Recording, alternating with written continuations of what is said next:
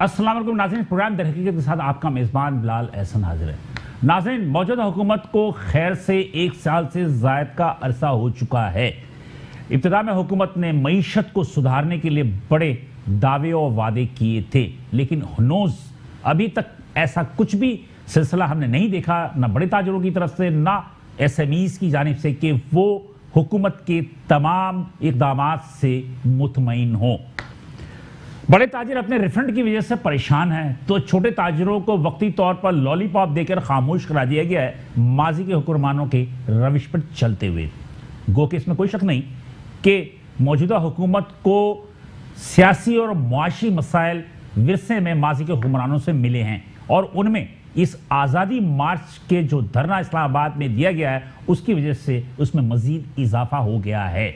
लेकिन हुकूमत की मुआशी टीम, जिसमें के बड़े बड़े नाम मौजूद हैं, वो मुल्क की मईशत को सुधारने में अभी तक नाकाम है। ना तो कोई वो वाज़े सिमत दे सके, ना ही कोई वाज़े पॉलिसी आ सकी जिसकी वजह से बड़े छोटे और दरमियानी ताजरों को मुतमईन किया जा सके। पस पर्दा क्या है, दरहकीकत हम इसी प्रोग्राम में जानने की कोशिश करेंगे, और इस पस पर्दा जो भी चीज़ें हैं उसको जानने के लिए आज हमने महफिल सजाई। इस महफिल को जिन मेहमानों ने रौनक बख्शा है, उनसे मैं आपका तारुफ करवाता चलूँ। मेरे पहले मेहमान हैं जनाब जावेद बलवानी साहब, जो कि चेयरमैन है Pakistan Apple form. Thank you sir, welcome. और मेरे दूसरे मेहमान हैं शेख मोहम्मद इरशाद अहमद साहब, जो कि चेयरमैन है जामिया अलायंस मार्केट्स एसोसिएशन के। अस्सलाम वालेकुम। दोनों हज़रात का मैं बहुत मशकूर हूं कि आपने हमें वक्त दिया और यहाँ तशरीफ़ लेकर आए। नाज़रीन, जैसे कि मैंने इंट्रो में एक बात कही कि हुकूमत को चूंकि 1 साल से ज़्यादा का अरसा गुजर चुका है, लेकिन अभी तक जो उनकी तरफ से कोई भी मस्बत ऐसी चीज़ें नज़र नहीं आती जिससे कि मुआशी आशारिये बेहतरी की जानिब गामज़न हों। इसी पर हम छोटी सी एक रिपोर्ट देखते हैं, और इस रिपोर्ट को देखने के बाद हम दोबारा हाजिर होते हैं और अपने मेहमानों से गुफ्तगू का आगाज़ करेंगे।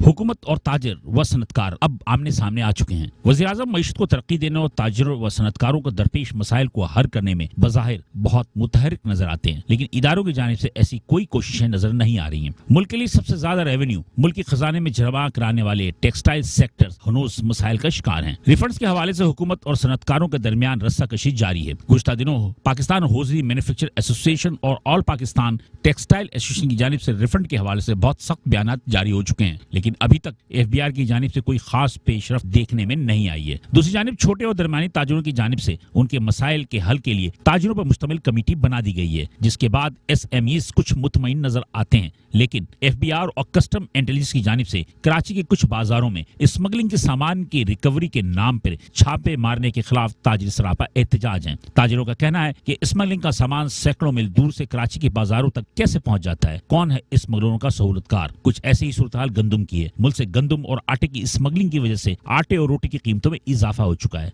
तीसरी जानिब स्टेट बैंक अपने रिपोर्ट में मुल्क की मुआशी सूरत हाल को बहुत तसल्ली बख्श करार नहीं दे रहा। रिपोर्ट के मुताबिक महंगाई की शरह 12% से ज्यादा होने की तवक्को है। इसका अंदाजा रोजमर्रा के अशिया खुर व नोश की कीमतों से लगाया जा सकता है। ये कहने में कोई आर नहीं है कि हुकूमत की मुआशी टीम को जमीनी हकायक का अंदाजा ही नहीं है। वेलकम नाज़रीन, हम प्रोग्राम दर हकीकत में मौजूद हैं, और इस प्रोग्राम में जो हमारे मेहमान हैं, पहले भी मैंने आपका तारुफ कराया था, मैं दोबारा आपको एक मरतबा फिर तारुफ करवाता चलूँ कि जावेद बलवानी साहब और शेख मोहम्मद इरशाद अहमद साहब, ये हमारे साथ मौजूद हैं।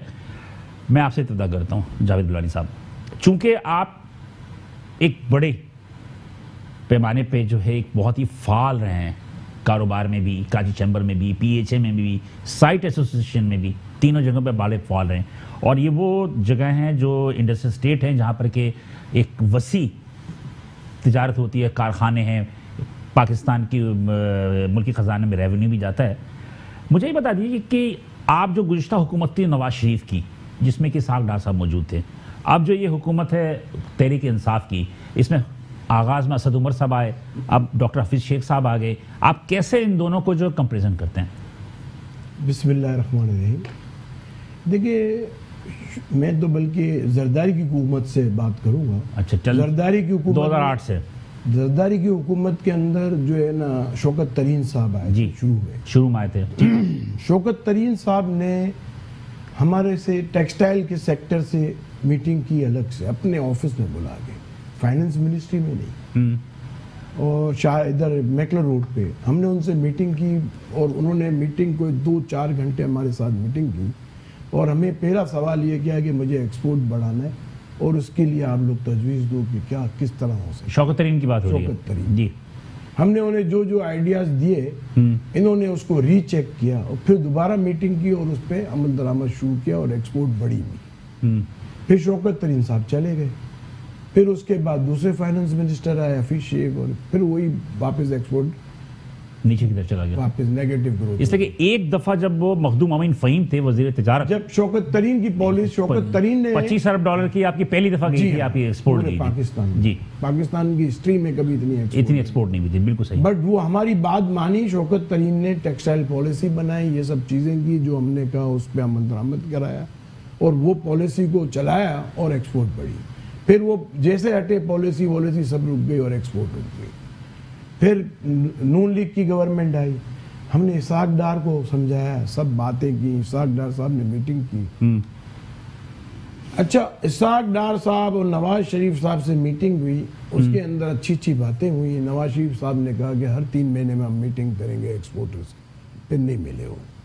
फिर इसाक डार साहब ने जब 4 साल इनके हो गए तो लेकिन एक चीज भूल रहे हैं, इसाक डार का ये कारनामा था कि डॉलर जो 110 रुपए 112 रुपए चला गया था उसको दोबारा 99 रुपए ले आए थे। इसाक डार साहब ने क्या किया कि डीवैल्यू नहीं होने दिया। वो हमेशा हमसे डिस्कस करते थे, हमारे कुछ एक्सपोर्टर कहते थे कि डीवैल्यू कर दो जी, और हम कुछ एक्सपोर्टर्स जो है ना मना करते थे कि ना करो। ना करने की वजह ये थी कि हमारे यहाँ जो भी चीज़ एक्सपोर्ट होती है उसका इंपोर्ट का इम्पैक्ट बहुत बड़ा है। जी बिल्कुल। तो हम कहते हैं कि अगर आप डीवैल्यू करोगे तो इंपोर्ट की चीज़ महंगी आएगी हमारे पास और हमारा बायर हमसे डिस्काउंट मांगेगा तो हमको डबल माल लगेगी। तो इसाक डार साहब को ये बात समझ आ गई थी तो इन्होंने डीवैल्यूशन नहीं किया। बट इसाक डार साहब को हमने ये कहा कि हमारी जो लिक्विडिटी फंसी हुई है वो आप क्लियर करो ताकि हमारे पास रिफंड की सूरत में कैश फ्लो हो जाए। वो इसाक डार साहब ये बॉन्ड की और बात करते थे उस वक्त और कोई चीज़ बोला मैं करूँगा करूँगा करूँगा, मतलब आखिर तक नहीं किया। आखिर में जाके इन्होंने जब देखा एक्सपोर्ट कम हो रही है तो इन्होंने ये DLTL और ये शुरू किया इलेक्शन से 1 साल कबल 2012 में जी। और फिर वो आ गए अपना खाकान अब्बासी साहब जी। खाकान अब्बासी साहब को हमने समझाया। खाकान अब्बासी साहब खाकान अब्बासी साहब की ये क्वालिटी थी कि वो कंटिन्यू मीटिंग करते थे और समझते थे, उसको रीचेक करने के बाद उस पर डिसीजन लेते थे। ये क्वालिटी मैंने शौकत तरीन में देखी और इसमें खाकान अब्बासी में देखी और बिल्कुल उन्होंने डिसीजन लिया और उन्होंने बोला इनको पेमेंट नहीं करेंगे तो एक्सपोर्ट नहीं बढ़ेगी और उन्होंने जैसे रिफंड देने शुरू किया एक्सपोर्ट बढ़नी शुरू हुई आखिरी साल में। समझे, आज तक उसका इम्पैक्ट आ रहा है बट उसका इम्पैक्ट कंटिन्यू क्यों रहा? अच्छा, टोटल रिफंड कितने फंसे होंगे? देखिए मैं आपको एक बात बताऊं कि मैं समझता हूँ 250 बिलियन के करीब अभी तक फंसे हुए होंगे। 250 मिलियन 250 बिलियन 250 अरब 2.5 खरब रुपए। हाँ 250 अरब ठीक है, 250 अरब। हाँ तो 2.5 खरब हो गए ना, समझे। हाँ इतने फंसे हुए और ये तो मुख्तलिफ उसमें विद होल्डिंग टैक्स में। अच्छा, आज मुशीर खजाना अब्दुल हफीज शेख साहब ने ऐलान किया है कि 30 अरब रुपए वो जारी कर रहे हैं और 30 अरब रुपए में जो बॉन्ड्स आपको दिए गए, जो को बॉन्ड का ऐलान किया गया 18-19 अरब के बॉन्ड है उसको आप कैश करा सकते हैं। वो इतने महीनों से पड़े हमारे पास। देखिए आप पूरी बात सुने। फिर ये आए असद उमर साहब। असद उमर साहब ने आते ही इन्होंने बड़ी अच्छी बातें की और काम भी किया। उन्होंने कहा कि एक्सपोर्ट सेक्टर को हम नहीं छोड़ेंगे क्योंकि एक्सपोर्ट ही वाहिद सेक्टर है जो इस मुल्क को ट्रेड डेफिसिट से और सब चीज़ से और कर्ज लेने से बचा सकता है और कोई सेक्टर नहीं है। या होम रेमिडेंस है या एक्सपोर्ट। इन्होंने बोला आप लोग क्या चाहते हो? हमने बोला ये टैरिफ हम बोलते हैं कि हमारे नेबरिंग कंपैरेटिव कंट्रीज के बराबर करो, कॉस्ट ऑफ डूइंग को बेहतर करें। कॉस्ट ऑफ डूइंग उन्होंने ये सब चीज़ें टैरिफ अलग किया, गैस का, बिजली का, और इन्होंने डॉलर टर्म में इलेक्ट्रिसिटी का टैरिफ कर दिया 1-2 महीने के बाद। मगर वो 1-2 महीने चला और फिर ख़त्म हो गया और वो भी कराची में नहीं हुआ, पंजाब में हुआ या हैदराबाद तक हुआ, कराची में नहीं हुआ। But Karachi more than 54% export है पूरे पाकिस्तान का, इधर नहीं हुआ। तो मैं तो हमेशा कहता हूँ कि कराची का अगर 10% एक्सपोर्ट कम हो जाए तो समझ लो मुल्क का 5.5% एक्सपोर्ट कम हो गया, 5.25%। बिल्कुल सही कह रहा है। तो असद उमर साहब ने बोला आप लोग इन्वेस्ट करो और मैं आप लोग के साथ हूँ। अच्छा, लोगों ने मशीनें मंगा ली, लोगों ने खर्चा करना शुरू कर दिया और लोगों को कॉन्फिडेंस आया, बल्कि इवन जो पाकिस्तानी बाहर चले गए थे वो भी आना शुरू हो गए और इंडस्ट्री लगानी शुरू कर दी। फिर असद उमर साहब अचानक हट गए, अभिषेक साहब आ गए, रज़ाक दाऊद आ गया। रज़ाक दाऊद साहब तो थे रज़ाक दाऊद साहब भी जो बात कर रहे थे वो चीज़ें हो रही थी। अब रज़ाक दाऊद साहब जो बात करते हैं वो होती नहीं है, मतलब ऐसा लगता है कि उनके पावर में कुछ भी नहीं है, सिर्फ वो नाम के मिनिस्टर हैं, हकीकत ही है। अब सिर्फ पावर कौन है? हफीज शेख और FBR चेयरमैन, ये दो आदमी हैं और ये भी डिक्टेट ले रहे हैं IMF से। अब मुझे ये बताएं, अभी थोड़े दिन पहले अखबार में आया ईज ऑफ डूइंग बिजनेस के अंदर पाकिस्तान का रैंक बढ़ गया, 26 दर्जे बढ़ गया। मुझे ये बताएं, हम यहाँ सब पाकिस्तान में रहते हैं, पानी का कनेक्शन बैंड है, गैस का कनेक्शन बैंड है, खुल गया, तो ईज ऑफ डूइंग बिजनेस कहाँ है? गैस का कनेक्शन खुल गया, पानी का कनेक्शन भी खुल गया और खुल गया, सब कुछ खुल गया, देर आए दुरुस्त आए, लेकिन खुल गया। कोई नहीं खुला। अभी तो खबर आई है कि जनाब ये सब बेकार बातें हैं। मेरी बात सुनो, पानी का कनेक्शन बैंड है, मैंने एप्लीकेशन की भी है, नहीं मिल रहा। गैस की कनेक्शन सुप्रीम कोर्ट ने जो कराची रजिस्ट्री ब्रांच थी उन्होंने किया था, उसके बाद फिर उन्होंने बिल्डर्स के लिए भी, कारखानों के लिए नहीं वो कोई भी नहीं मिल रहा। आप बस ये है, मैं आपको दावे से कहता हूं कोई कनेक्शन नहीं मिल रहा, आप रीचेक करें। हो सकता है प्रैक्टिकल, लेकिन जेर जमीन पानी जो था उस पर 1 लीटर पर लीटर 1 रुपये चार्जिंग किया है। वो भी ऐसा काम किया है सुप्रीम कोर्ट ने, मुझे तो नहीं मालूम कि सुप्रीम कोर्ट के उसमें परव्यू में है कि टैक्स लगाना के फेडरल गवर्नमेंट के परव्यू में, मुझे नहीं, मेरा ख्याल है कि कुछ होगा तो सही, लेकिन बहरहाल उसकी नोटिफिकेशन मगर वो जो टैक्स नहीं, अभी तो उसके लिए बोल सुप्रीम कोर्ट ने ये कहा है उसकी लेजिस्लेशन करो। वाटर बोर्ड ने इश्तहार दे दिया, वाटर बोर्ड ने वो दे दिया, चीफ सेक्रेटरी ने, हाँ दे दिया उन्होंने, सब कुछ, बट उन्होंने जो है एडवोकेट जनरल ने उसकी लेजिस्लेशन के लिए बाकायदा चारों चले पूरे मुल्क में वो दिया। मैं आपसे तो गुफ्तगू चलती, जावेद साहब आपकी गुफ्तगू चलती रहेगी, आपकी भी बड़ी दुखी वाली कहानी है, मुझे अंदाज़ा है, और आप वैसे भी बॉडी लैंग्वेज भी आपकी बढ़ा रहे हैं कि बड़ी दुखी लग रहे हैं आप तो ये बात तो है, दुख की कहानी जो है नाज़रीन चलती रहेगी। मैं इरशाद साहब की तरफ बढ़ता हूँ थोड़ा सा। शेख मोहम्मद इरशाद साहब, आप बड़े मुतरक हैं और ताजिरों में जो है माशाल्लाह काफ़ी ज़्यादा एक्टिव भी हैं, गुज़श्ता जो भी हड़ताल हुई SMEs में उसमें भी काफ़ी ज़्यादा वो थे, क्या कहेंगे आपके, क्या SMEs के हवाले से? एक तो चले जी ये लार्ज सेक्टर पे आ जाते हैं, मैं इसको मैन्युफैक्चरर्स में ले लेता हूँ, आप लोग ट्रेडर हैं, क्या सूरत हाल है कि मैन्युफैक्चरिंग परेशान है या ट्रेडर भी परेशान है? नहीं जी, देखिए जो पॉलिसियाँ, जैसे अभी बताया जावेद भाई ने कि पॉलिसियाँ जो लेकर आए हैं, एक तो पॉलिसी का एक तरीक़ेकार होता है, जैसे असद उमर साहब ने कहा कि ये काम कर दें, ठीक है, हमारी इंडस्ट्री, देखिए इंडस्ट्री चलेगी तो हमारा ट्रेडर चलेगा, और ट्रेडर चलेगा तो काम चलेगा, और काम चलता है तो मुल्क चलता है। बात ये, मुल्क को तो आपने खुद जाम कर दिया। किस तरह से जाम किया आपने देख लिया, पिछले जो मामला किए इन्होंने 1.5% आप लोगों ने टर्नओवर टैक्स लगा दिया, ठीक है, आपने 17% GST ज़बरदस्ती लागू कर दी, हर चीज़ हर किसी के ऊपर लागू कर दी, चाहे वो छोटा, मतलब उसमें कैटेगरीज नहीं बनाई आपने, विद होल्डिंग टैक्स आप लेकर आ, मतलब आपके पास वो चीज़ें आप लेकर आ रहे हैं जिन चीज़ों से ट्रेडर बड़ा परेशान हो रहा है। अच्छा, आप समझते हैं कि देखिए हमारी FBR शब्बर सिद्दीकी साहब से मुलाकातें हुई, उसमें 1 नहीं 2 नहीं 3 नहीं 4-5 मुलाकातें हमारी हुई, और उसमें हमने उनसे यही बात की कि जी आप आएँ, आप लोगों ने जो एक कॉन्सेप्ट बनाया हुआ है कि ट्रेडर्स, छोटा दुकानदार जिसको आप लोग कहते हैं, असल तो शटर पावर ही है। देखिए शटर पावर, छोटा दुकानदार क्या मकसद है, आप ये देखिए दुकानदार जो है वो आपको करोड़ों रुपए का टैक्स दे रहा है, ठीक है, फिर आप लोग उसको कुछ अहमियत ही नहीं देते। आप मेरे साथ आ जाएं, हमारे जो मसाइल हैं, मतलब इंडस्ट्री मेरा ख्याल चेंज है। अभी जो FBR ने जो वो दी है, स्टैटिस्टिक्स दी है, उसमें कराची के दुकानदारों को बताया कि 70 अरब रुपए साल के वो देते हैं, 67% पाकिस्तान का रेवेन्यू देते हैं, और सिर्फ 77 मिलियन रुपीस जो देते हैं सिर्फ लाहौर के देते हैं, लेकिन 70 अरब रुपए जब दे रहे हैं आपको, तो फिर इसके बावजूद ये हाल है। देखिए वो हमें रिटर्न दे क्या रहे हैं, मैं आज आपको दिखाया, हमारी अभी भी बात हुई है। एक तो सबसे बड़ा हमारे साथ मसला ये है कि इस वक्त जो मौजूदा हुकूमत है, इसके अंदर जो लोग काबिज हैं, जो बैठे हुए हैं सीटों के ऊपर, वो ना मुलाकातें करते हैं, ना मीटिंग्स करते हैं, ना बात करते हैं। जैसे जावेद भाई ने बोला और आपने एक बात की कि जी कनेक्शन बहाल हो गए हैं, कनेक्शन का ऑर्डर हो गया है, ये उसी तरह से हुआ है जैसे कि आपने देखा होगा गुज़िश्ता कुछ अरसे पहले इंक्रोचमेंट के हवाले से कुछ मामला हुए, आपने देखा करोड़ों रुपए का मैं समझता हूँ कि नुकसान हुआ, करोड़ों रुपए की आपने टूट फूट कर दी, मतलब करोड़ों से भी ज्यादा अगर मैं बोलूँ अरबों में जाऊं तो भी गलत नहीं होगा मेरे ख्याल से। पूरे कराची को अगर हम देखें, आज मुझे आप दोबारा जाके देखें उन जगहों पे क्या हाल है। मकसद ये कि अगर सुप्रीम कोर्ट ने एक ऑर्डर कर दिया, सुप्रीम कोर्ट हमारा एक इससे बड़ा कोई इदारा है ही नहीं ना हमारे पास जिसके पास हम जाएं बात करें। अगर सुप्रीम कोर्ट ने ऑर्डर किया है तो यही बात बिल्कुल जैसे आप बोल रहे हैं कनेक्शन नोटिफिकेशन जारी हो गया तो वो पेपरों की हद तक हुआ होगा, वो पेपरों में ही होगा। लेकिन अभी आप चले जाएं, आप अगर कोई कनेक्शन लेने के लिए जाएंगे तो आपको पहले तो 10 धक्के लगा खाना पड़ेंगे और उसके बाद वो बोलते हैं कि जी हमारे पास सहूलत ही मैसर नहीं, हम क्या करें। तो बात ये है कि पेपरों की हद तक महदूद रह जाती हैं चीज़ें।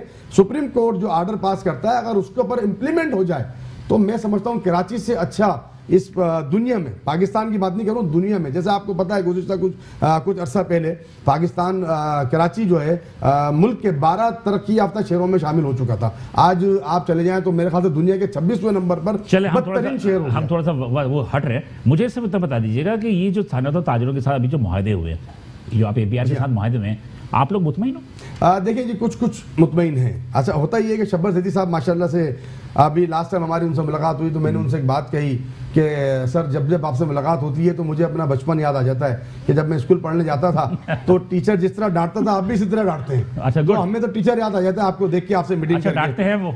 जी जो बात उनके गुफ्तगू का स्टाइल ऐसा है। तो मैंने उनसे कहा कि सर बात ये, आप यहाँ बैठकर मीटिंग के अंदर तो हमारी बातें सुन लेते हैं, आप बोलते हैं कि जी मैं इसको ऐसे कर दूंगा, ऐसे कर दूंगा, ओके डन हो गया, सारा कुछ आप ओके कर देते हैं। लेकिन बात ये अफसोस होता है कि हम जब कराची चले जाते हैं या जब हम उस कमरे से बाहर निकलते हैं उसके बाद आप वो सारे मामला भूल जाते हैं, समझ में नहीं आता ये कौन सा गैब का हाथ आता है जो आपको आके बता देता है कि जी इसको बस साइन नहीं करना आपने।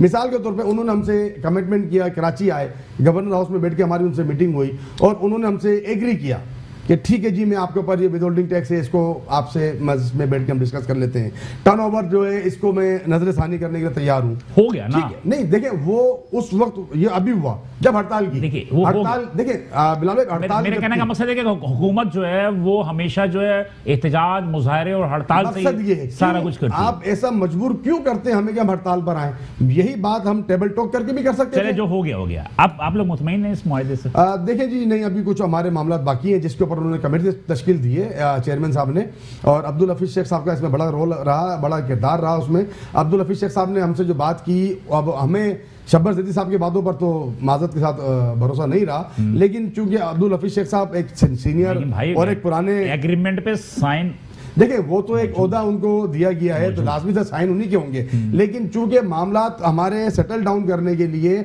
अब्दुल हफीज शेख साहब ने बीच में मामला किरदार अदा किया।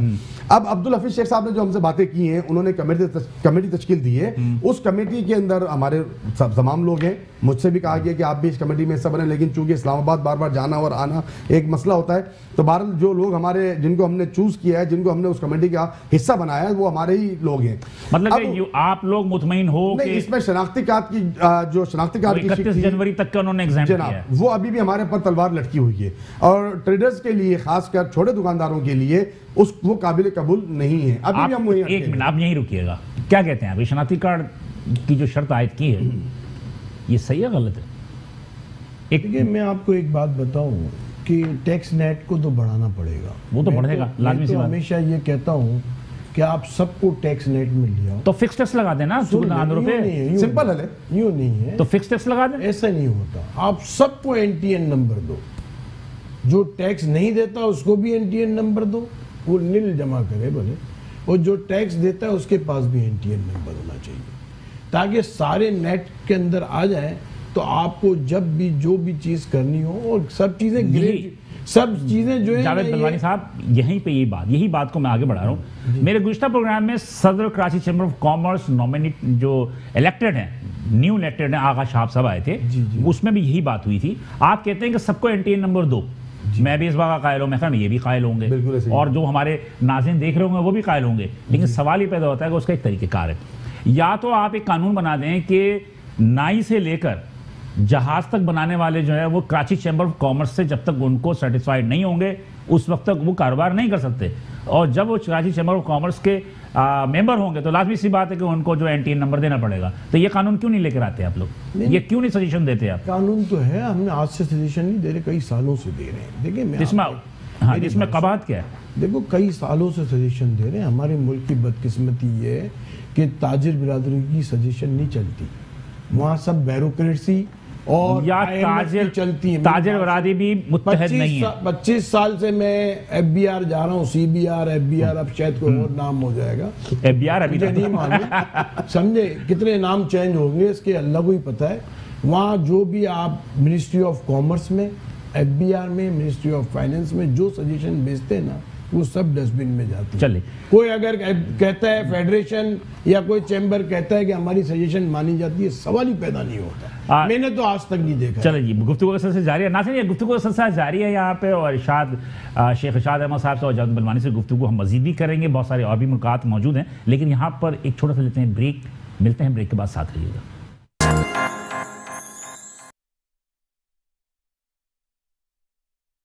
वेलकम बैक नाज़रीन, प्रोग्राम दर हकीकत में बिलाल हसन हाजिर है, और हम वक्फे में जाने से कबल जो जावेद बिलवानी साहब से बात कर रहे थे कि पिछली हुकूमत, मौजूदा हुकूमत, फिर आपके रिफंड के मसाइल, आपके बहुत सारे मसाइल, सब कुछ सही था।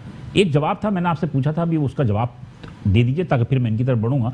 जो कराची चैम्बर की बात की मैंने, Karachi chamber, Lahore chamber, Hyderabad chamber, फलां चैम्बर, जितने शहर की चैम्बर्स हैं माशाल्लाह सारे चैम्बर हैं। अगर हमने दुबई में देखा कि दुबई में अगर आपने एक नाई की दुकान भी खोलनी है तो दुबई चैम्बर ऑफ कॉमर्स से आपने सर्टिफिकेट लेकर आना है, विदाउट आप उनके खोल नहीं सकते। तो यहाँ क्यों नहीं हो सकता ये? देखिए मैं आपको एक बात बताऊं, इस मुल्क के अंदर बदकिस्मती है कि जो पैसे देता है उसके यहाँ पानी नहीं आता, जो पैसे नहीं देता उसके यहाँ पानी आता है, जो टैक्स देता है उसकी नहीं सुनी जाती, जो टैक्स नहीं देता उसकी सुनी जाती। ये इस मुल्क की बदकिस्मती है। ठीक है जी, वो हम तो मतलब कराची चैम्बर जो है, जो है वो बेईमान है। एक मिनट मेरी बात सुनो। हाँ। कराची 67% टैक्स देता है, बलूचिस्तान कितना टैक्स देता है? सबसे ज्यादा चैम्बर बलूचिस्तान में, सबसे ज्यादा एसोसिएशन बलूचिस्तान में। यार आप मेरी बात सुनो, आपका पूरा सिस्टम ही उल्टा है। जो 54% शहर एक्सपोर्ट करता है, उधर ट्रांसपोर्ट का निज़ाम नहीं है, उधर गटरें उबल रही हैं, उधर सड़कें सही नहीं हैं, उधर लॉ एंड ऑर्डर की सिचुएशन सही नहीं है। जो 22% एक्सपोर्ट करता है उधर टैक्स भी कम देता है, उधर सब चीज़ है।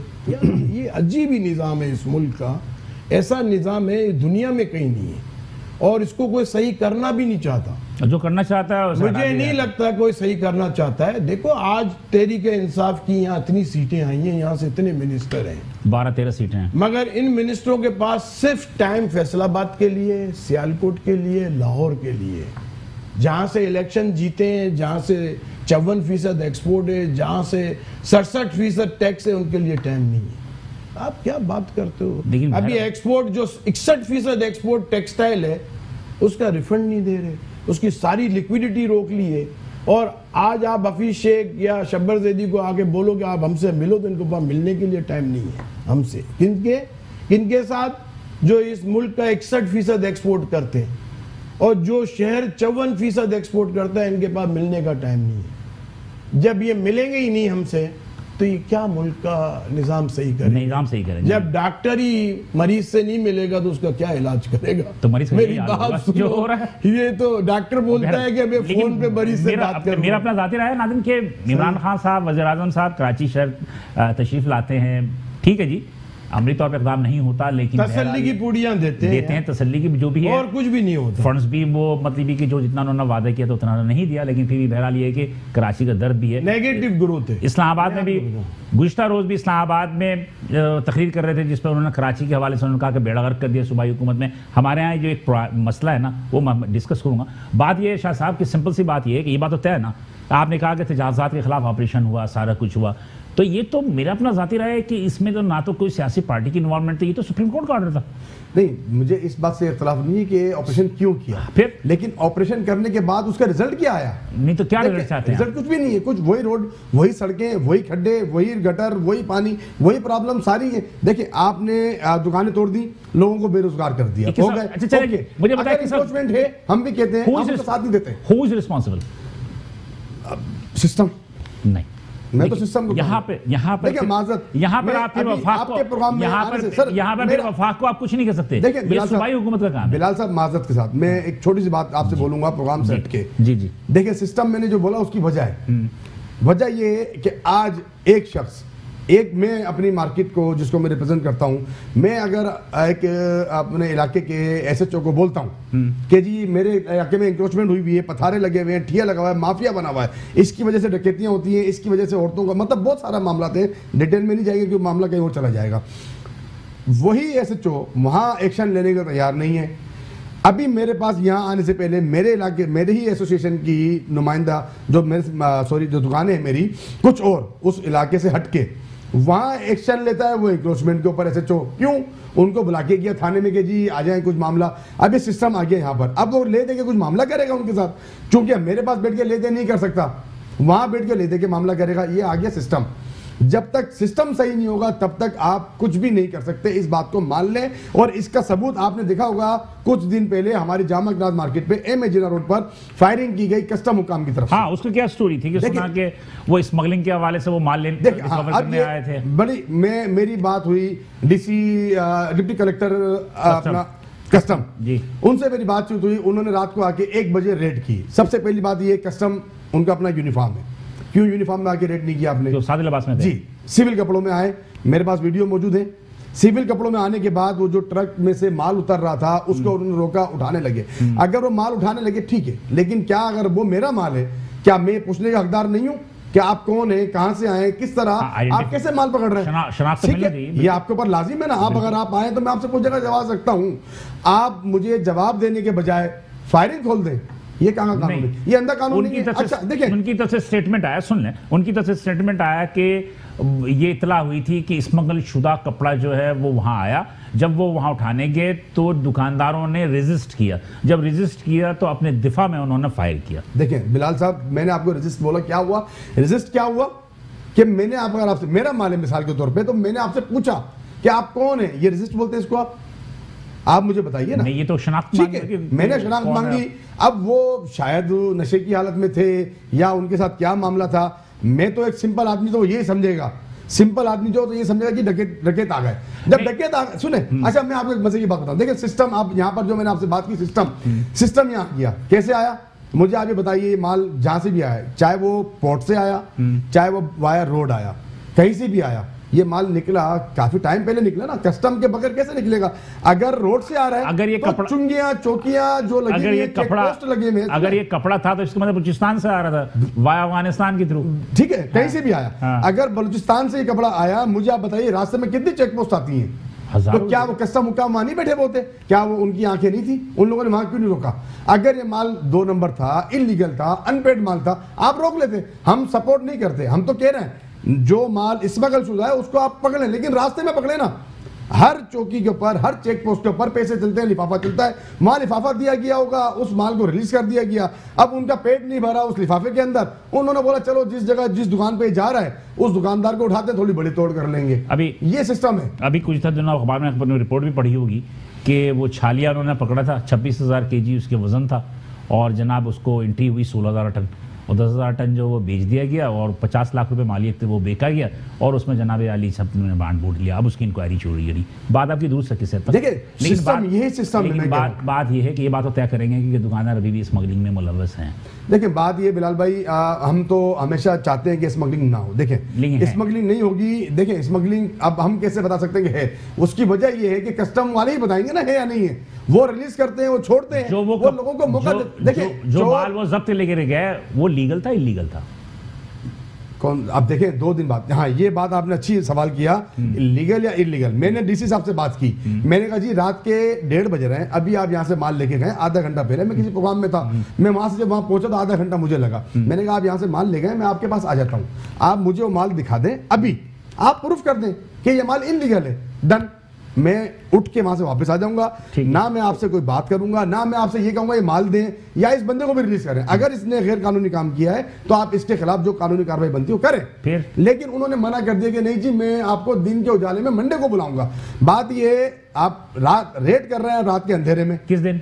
सैटरडे को। अच्छा, आप बुला रहे हैं मंडे के दिन? मंडे के दिन आप मुझे दिन के उजाले में बुला रहे हैं। मैंने उनसे बोला कि जी रेड आप कर रहे हैं रात के अंधेरे में और बुला रहे हैं मुझे दिन के उजाले में, ये समझ में नहीं आ रही। आप मुझे अभी प्रूफ कर रहे हैं, बीच में तकरीबन 48 आवर्स का टाइम बनता है, इस 48 आवर्स में आप इस माल को चेंज कर दें। वो माल जो आप चाहते हैं आप बंदे को गिरफ्तार करना, अब तो मामला इतना हाईलाइट हो गया, तो अब आप माल चेंज कर दें या 2 नंबर माल रख दें, इसका प्रूफ कौन देगा? जैसा आपको पता है तो कि ऐसा होता है हमेशा। छाले की बात आपने खुद ही कह दी। उन्होंने कहा नहीं जी मैं माजरत चाहता हूं, मेरा ये सिस्टम नहीं है, हमारा कानून हमें इजाजत नहीं देता, हम आपसे मंडे को बात करेंगे। लेकिन आपकी एहतजाज के बाद डिप्टी कलेक्टर को उन्होंने ओहदे से हटा दिया। देखिए ओहदे से हटाना हमारा मकसद लाजमी सी बात है, लेकिन उन्होंने एक्शन तो लिया था। हम तो ये कहते हैं, हमारी डिमांड ये थी चीफ कलेक्टर साहब से कि इसको डिसमिस करें। नहीं, इसको डिसमिस वो सर्विस करना चाहिए। उन्होंने आपकी जावेद साहब बात ये को मुझे बताइए ना, कहां का संजीदगी कानून है? उन्होंने आपकी बात को संजीदगी नहीं, से लिया। संजीदगी से नहीं लिया सर, उसको ओहदे से हटाना, ट्रांसफर कर दिया उसका, सिंपल।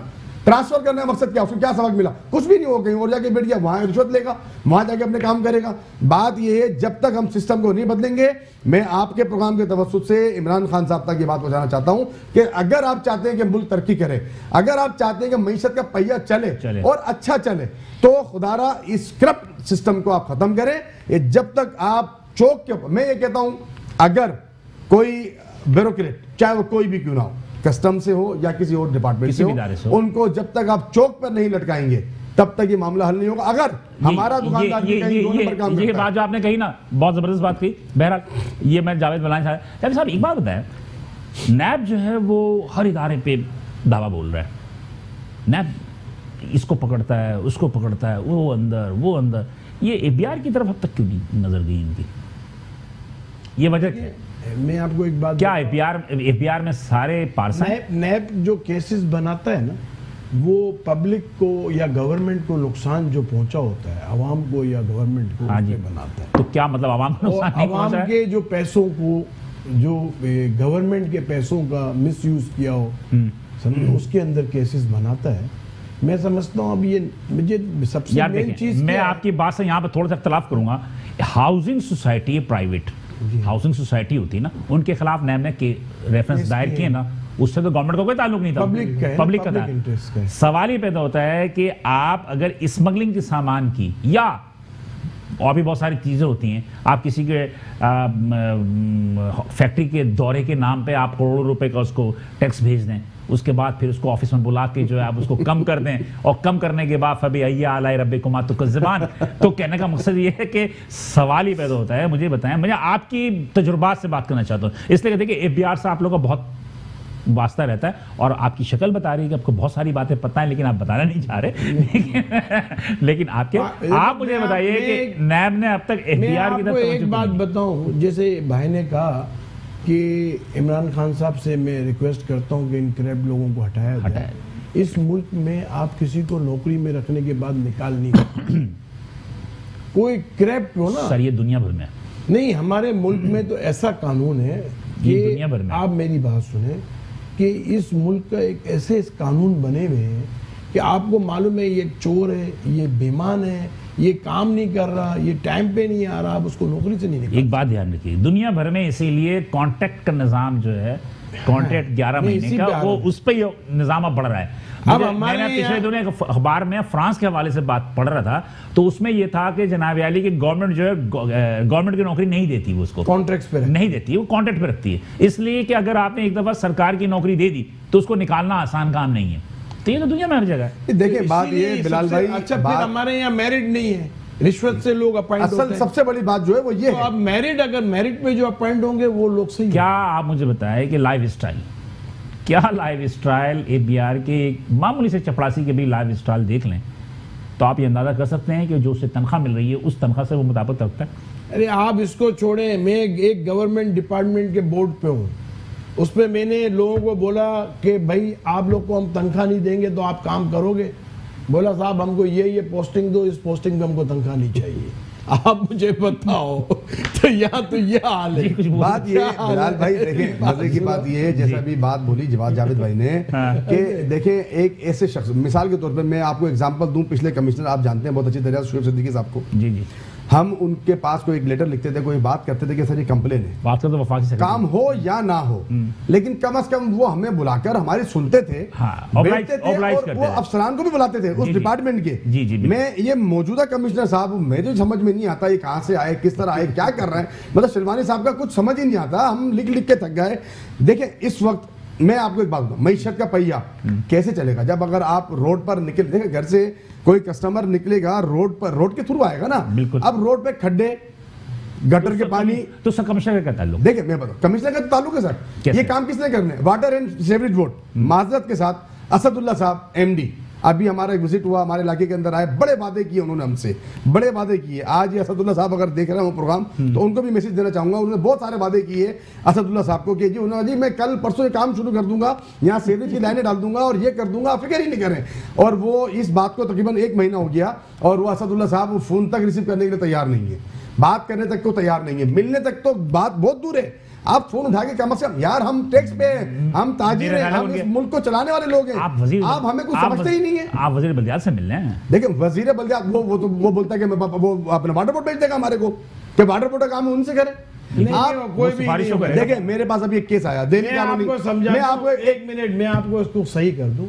हमारे सिंध के अंदर ज्यादातर इदारे जो है ना, उनके अंदर तनख्वाह देने के पैसे नहीं है, तो डेवलप का काम कहां से नहीं है, क्यों नहीं है, आप क्यों नहीं है, वाटर बोर्ड का जवाब। देखिए जावेद भाई, मैं आप दोनों मौजूदा साल 1 अरब से ज्यादा की रिकवरी की है वाटर बोर्ड। मेरी बात सुनेंगे आप, 500 आदमी स्टाफ होने चाहिए, वहां 15,000 आदमी है यार। जावेद भाई मेरी बात सुनिए, देखिए मैं आपको बताऊं, ये वाटर बोर्ड के एमडी साहब असदुल्ला साहब अपने मुंह से एक्सेप्ट करके गए हमारे सामने, वीडियो मौजूद है मेरे पास, उन्होंने कहा कि जी मेरे पास फंड मौजूद है, मैं काम करूंगा, वो फंड लेकिन जागा रहा है, ये समझ में नहीं आ रहा, काम नहीं हो रहा, लेकिन वो फंड कहीं और जा रहा है। बात ये है कि एमडी साहब अगर हमारे साथ होते तो हम पूछते उनसे, लेकिन बात ये थी कि सारी के देखें कुछ मतलब कि जैसे आप होटल मेट्रोपोल वाला है, होटल मेट्रोपोल से आप क्लब रोड पे देखा गटर लाइन धस गई, उससे 6 महीना कबल जो होटल मेट्रोपोल के सामने धसी थी, उसको दुरुस्त हुआ, तो उसके बाद अब ये धस गई।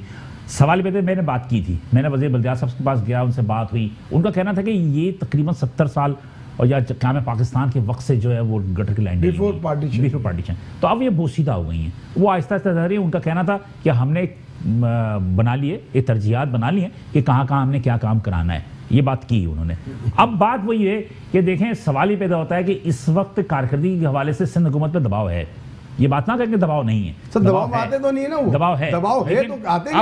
अब बात वही है कि हमारे यहाँ कुछ थोड़ी सी एक वो जो भाई जावेद बलवानी साहब ने कही कि मेरिट पे काम नहीं होता, जब मेरिट पे बंदे नहीं आते तो मेरिट पे काम नहीं होता। देखिए बात ये बिलाल भाई, मजे की बात बताऊं मैं आपको, सिंध गवर्नमेंट की, आप वजीर बल्दियात की बात कर रहे हैं, आपने देखा होगा आज से कुछ अर्सा पहले हम लोगों ने एमए जिनरों पे एहतजाज किया, जी, उसको हमने ब्लॉक कर दिया, बंद रहा, तकरीबन 8 घंटे ब्लॉक रहा एमए जिना रोड। माजरत के साथ कोई सिंध हुकूमत का एक नुमाइंदा जिसको बोलते हैं उठकर नहीं आया हमसे बात करने की, आपके तकलीफ क्या है, आपको दुख क्या है, आपको परेशानी क्या है, आप ये तो बताएं। एक सिंध हुकूमत का बंदा उठकर नहीं आया, उठकर आया तो कौन, मेयर कराची वसीम अख्तर साहब, और वो आए, अब वो आके आपको पता ही है, आप देख रहे हैं गुज़िश्ता तकरीबन 3.5 सालों से वो एक ही बात है उनके पास कि मेरे पास बजट नहीं है, मेरे पास फंड नहीं है, ठीक है, मेरे पास पैसा नहीं है, मेरे पास इख्तियारात नहीं। देखें इख्तियारात हो या ना हो, अगर आप उनको फंड, दुनिया के अंदर अगर लोकल जो इश्यूज हैं उसको मेयर ही देखता है, ये हमारे गवर्नमेंट पता नहीं किस जगह बैठी हुई है। अच्छा मेयर कराची साहब आए, उन्होंने कहा धरना आप खत्म कर दें,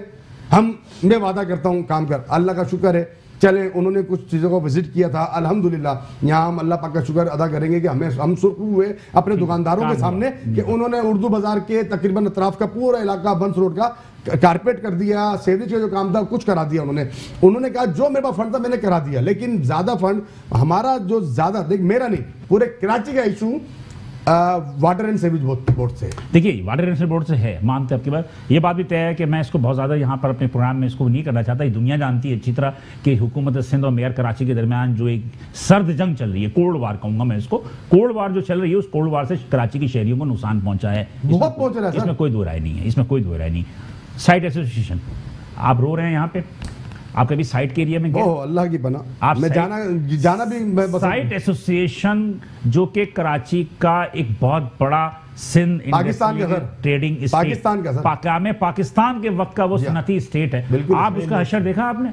अल्लाह तो आप उसका असर देखा क्या? आपका यकीन करें, कायम अली शाह साहब ने अपने दौर में वहां की सड़कें बनवाई थी, उसके बाद वो सड़क दोबारा टूट गई। बिलाल भाई, मैं तो, मेरे बच्चे कभी बोलते ना कि मुझे झूलों की राइड लेनी है, हाँ। तो मैं उनको साइड में ले जाता हूँ कि बेटा गाड़ी में बैठ के झूलों की राइड ले लो। अब मैं आपसे ये पूछना चाह रहा था, आप साइड एसोसिएशन के चेयरमैन भी रहे, आप लोगों की साइट में जो है बोर्ड ऑफ डायरेक्टर्स में आपकी जो है प्रेजेंटेशन भी है, तो क्या मतलब कि ये ताजिर और सनतकार क्यों नहीं इस जानिब तवज्जो देते, या साइट लिमिटेड पे तो फंड आता होगा ना, वो कहाँ जाता है?